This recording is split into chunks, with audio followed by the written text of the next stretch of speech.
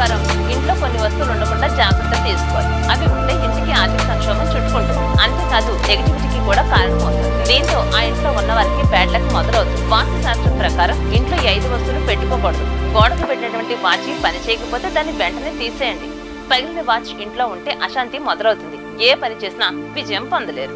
అంతేకాదు వాస్తు ప్రకారం ఇంట్లో పగిలిపోయినటువంటి వంట పాత్రలను కూడా ఉపయోగించకూడదు. మీరు తినే ఆహారం ప్లేట్లు వంటివి పగిలినవి వాడకూడదు. ఇది రిలేషన్షిప్ లో బ్రేకప్ కూడా కారణమవుతోంది.